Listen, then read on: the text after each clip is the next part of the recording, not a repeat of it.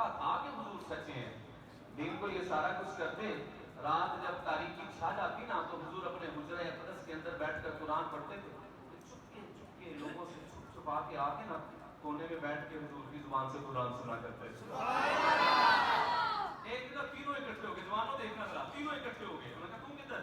چپ۔ آقا تم کدھر؟ چپ۔ تیسرے کو پوچھا تم کدھر؟ انہوں نے کہا صحیح دساں، پہلے نے آقا کو جانے کہا صحیح دساں میں محمد مصطفیٰ دا قرآن سنانا آیا۔ اخنس انہوں نے کہا میں صحیح دساں کہ ہاں کہ میں بھی انہوں نے قرآن سنانا آیا۔ ابو سفیان نے کہا خدا کی قسم میں بھی ان کا قرآن ہی سنایا تھا، لیکن یار گل سنو سانو مکے والے ویخ رہے انہوں نے کہا سدا دن انہوں کے خلاف ہوں جو راتی قرآن سنتے کل تو کسی نے نہیں آنا، وعدہ ہو گیا، معاہدہ ہو گیا۔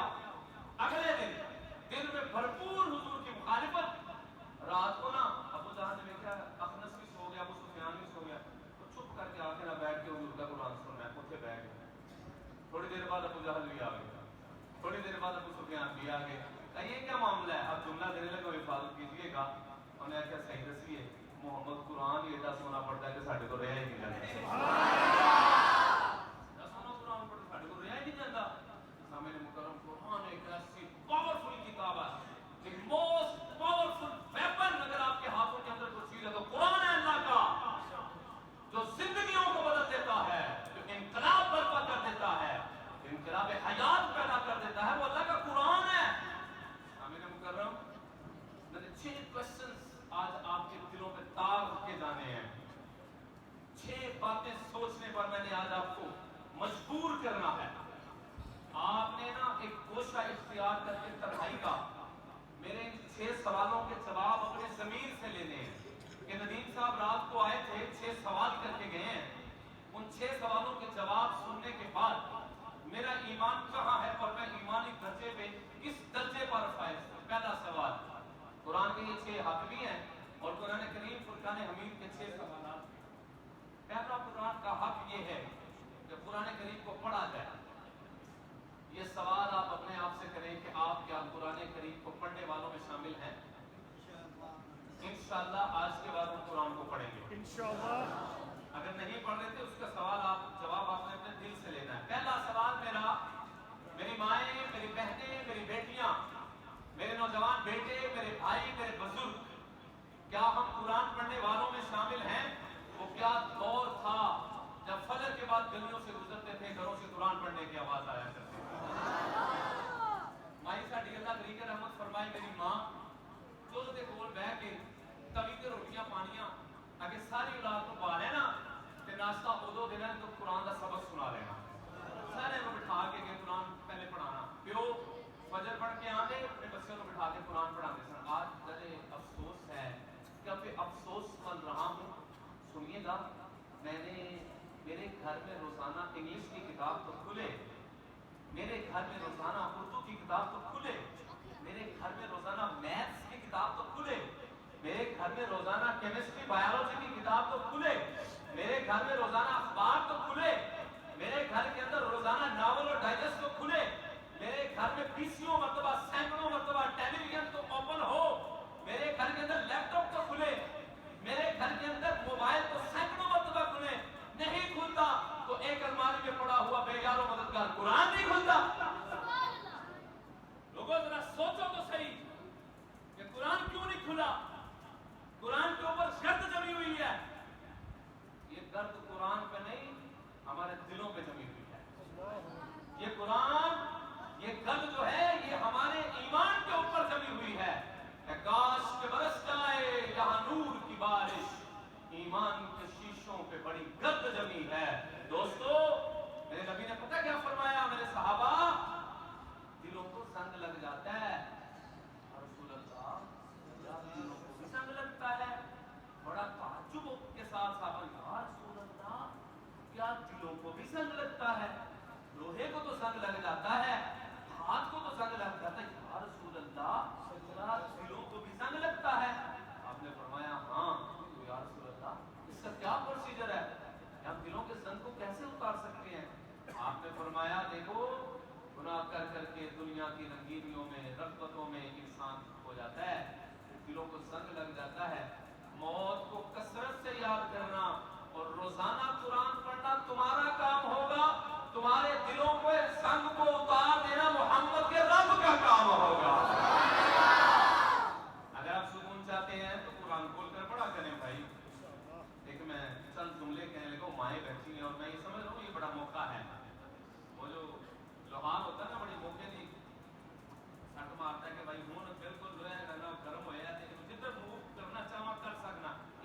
قرآن ہے, ٹھیک ہے, اور اوپر سے تاخرات ہے, اور اللہ سے یقین کیا ہے کہ شب قدر بھی ہو, پھر قرآن مکمل ہے, پھر آپ لوگ اللہ کے لیے وقف کیا ہوا ہے آپ نے اپنے آپ کو اس وقت. تو میں مائیں بھی بیٹھی ہیں اور والد بھی بیٹھے ہیں, میں ان سے چند سوالات کرنے لگا ہوں کہ آپ کا بچہ ہوم ورک نہ کرے تو باپ کو بھی فکر مندی ہو جاتی ہے, ماں کو بھی فکر مندی ہو جاتی ہے کہ یار فیسیں دی ہوئی ہیں, آپ پریشان رہتے ہیں. آپ کا بچہ ہوم ورک نہ کرے آپ فکر مند ہیں, آپ کا بچہ قرآن نہ پڑھے کوئی فکر نہیں. فکر جس چیز کی ہونی چاہیے تھی اس کی ہو نہیں رہی. تو میرا پہلا کوشچن یہ ہے کہ قرآن کریم فرقان حمید کو گھروں میں پڑھا جائے. میں آپ کو ایک مشاہداتی طور پہ نا قبرستان میں لے جاتا ہوں, آپ لوگ گئے ہوئے ہیں لیکن ابھی میں آپ کو قبرستان میں لے کے جاتا ہوں. درختوں کے اوپر اس کی شاخوں کے ساتھ شاپر میں لٹکے ہوئے قرآن پاک ہم نے اپنی آنکھوں سے دیکھے. لٹکے ہوئے کہ نہیں قرآن, گڑھا کھود کے قرآن کو اس کے اندر دفناتے ہوئے ہم نے لوگوں کو دیکھا ہے. آپ اپنی مسجد کی الماری کو کھولیے, آپ کو شہید قرآن یہاں نظر آئیں گے. یہ قریبی نہر میں جائیے, آپ کو لوگ قرآن اور آپ کو جو ہے نہر کے حوالے کر کے آ رہے ہیں. نہر خشک ہوتی ہے, وہ قرآن کریم فرقان حمید جو ہے وہ غلاظت سے نکل رہے ہوتے ہیں.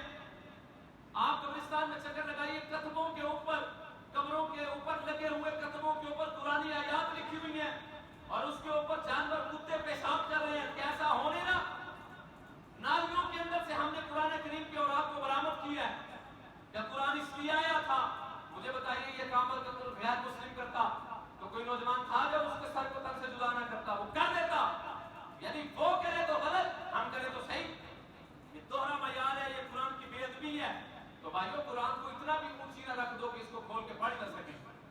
ادب ہم نے قرآن کا اتنا کیا کہ پیٹھ اس کی طرف نہ کی, ادب اتنا کیا کہ ہم نے پاؤں اس کے اوپر نہ کیے, ادب اتنا کیا کہ ہم الٹے رخ چلتے رہے. لیکن اس کا اصل ادب تو یہ تھا غلاف میں لپیٹے بغیر اس کو کھول کر پڑھ ہی لیتے کہ اس کے اندر اللہ نے لکھا کیا ہے. چلیے آج ایک ایکسپیریمنٹ کرتے ہیں. نوجوانوں آپ سے بالخصوص مخاطب ہوں, چونکہ آپ لوگ جو ہے سوشل میڈیا میں مستغرق ہیں, موبائل کے بغیر آپ کا گزارا نہیں ہے. السلام علیکم ورحمۃ اللہ, نماز پڑھتے ہیں, السلام علیکم ورحمۃ اللہ.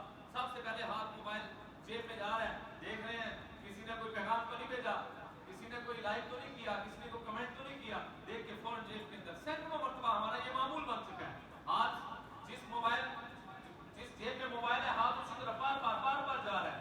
اب آپ اپنے ایمانی لیول کو چیک کرنا چاہتے ہیں, آپ ذرا جناب علی ایک ٹیبل کے اوپر نا 20 منٹ کے لیے موبائل بھی رکھتے ہیں اور دوسری طرف قرآن بھی رکھتے ہیں اور خاموشی سے بیٹھ جائیں. اب دیکھیے کہ آپ کا ہاتھ کتنی مرتبہ موبائل کی طرف جاتا ہے اور کتنی مرتبہ قرآن کی طرف جاتا ہے.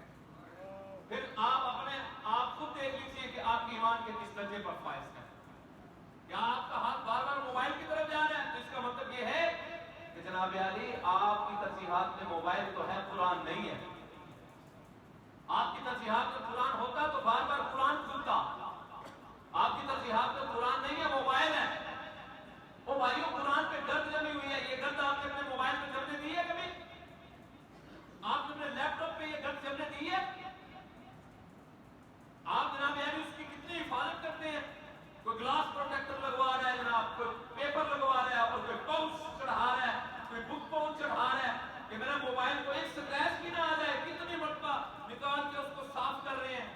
کسی نے کبھی اس طرح خیال آیا ہو, موبائل کو دفعہ دور کیا ہو اور وضو کر کے مسجد میں آئے, الماری کھولے اور کھول کر اللہ کا قرآن پڑھ رہا ہو. آئے قربان جاؤں, آپ کو اپنی سوشل میڈیا پہ ڈالی ہوئی تصویر پر کتنی فکر مندی رہتی ہے, کتنے لائک ہو گئے ہیں, میری ویڈیو کے کتنے ویوز ہو گئے ہیں. کبھی اللہ کا قرآن کھول کر دیکھیے نا, اللہ نے آپ کے لیے کس کس چیز کو لائک کیا ہے, کس کس چیز کو ڈس لائک کیا ہے. اللہ تو آپ سے باتیں کرنا چاہتے ہیں. حضرت علی کرم اللہ وجہ الکریم بھلا کیا فرماتے ہیں, جب میرا دل کرتا ہے نا میں اللہ سے باتیں کروں, میں نماز پڑھتا ہوں, جب میرا دل کرتا ہے میرا اللہ مجھ سے بات کرے تو میں کھول کر اللہ کا قرآن پڑھا کرتا ہوں. مولانا یونس صاحب نے ایک کتاب لکھی ہو اور مولانا یونس صاحب کی کتاب آپ نماز پڑھانے کے لیے مولانا یونس صاحب مسجد میں تشریف لائیں تو کیا دیکھیں کہ ان کا ایک شاگرد نمازی مسجد کے کونے میں بیٹھ کے ان کی لکھی ہوئی کتاب پڑھ رہا ہے. مجھے بتائیے مولانا کتنے خوش ہوں گے کہ میرا نمازی, میرا شاگرد میری لکھی ہوئی کتاب پڑھ رہا ہے.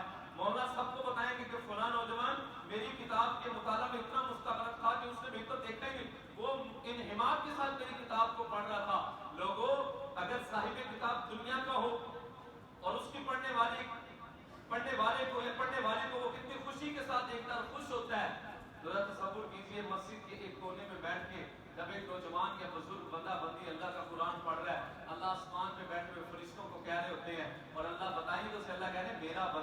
کتاب پڑھ رہا ہے. بتائیے اگر ایک صاحب کتاب دنیا کا خوش ہوتا ہے, اللہ نہیں خوش ہوتے؟ اچھا میں آپ کو ایک روایت سناؤں, کہیے ذرا محبت سے سبحان اللہ. آپ اپنے گھر پہ بیٹھ کے قرآن پڑھ رہے ہیں, بیڈ روم کے اندر, آپ اپنے ڈرائنگ روم میں بیٹھ کر قرآن پڑھ رہے ہیں, آپ جناب اپنے ڈیرے میں بیٹھ کے قرآن پڑھ رہے ہیں, آپ اپنی گاڑی میں بیٹھ کے قرآن پڑھ رہے ہیں, آپ اپنے گراج میں بیٹھ کے قرآن پڑھ رہے ہیں, آپ مسجد میں بیٹھ کر قرآن پڑھ رہے ہیں, آپ مسجد کی دہلیز پر بیٹھ کے قرآن پڑھ رہے ہیں, آپ اپنی دکان پر بیٹھ کر قرآن پڑھ رہے ہیں, آپ اپنے کھیتوں میں بیٹھ کر کام پڑھ رہے ہیں, آپ اپنے ڈیرے میں بیٹھ کے قرآن پڑھ رہے ہیں.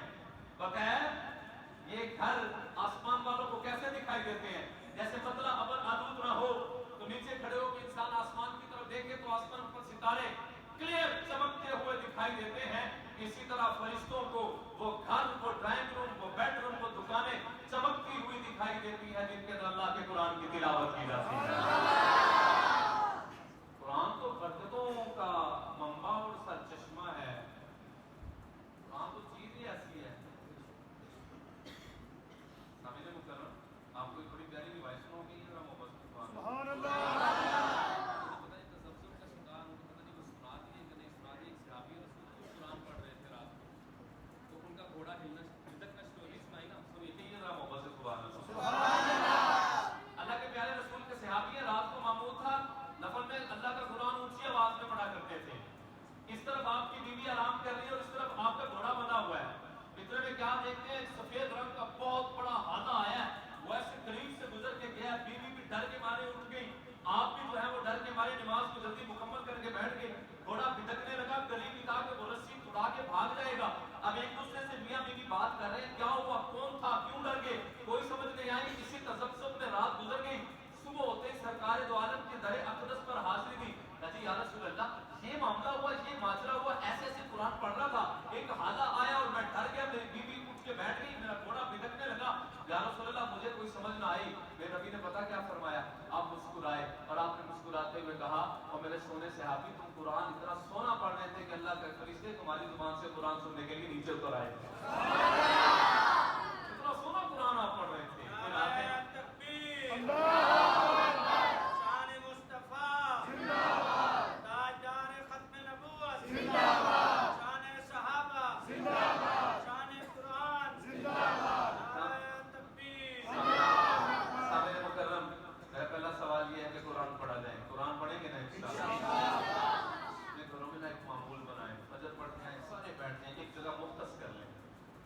جگہ کو مصلی کہہ لیں.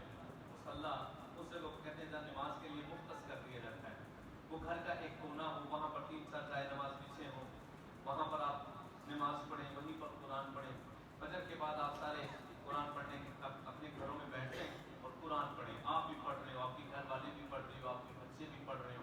جو آپ نے بچوں کو گھٹی میں چیز ڈال دینی ہے وہ ہمیشہ ہمیشہ کے لیے وہی رہنی ہے. تو انشاءاللہ قرآن کی تلاوت روز کریں گے نا انشاءاللہ.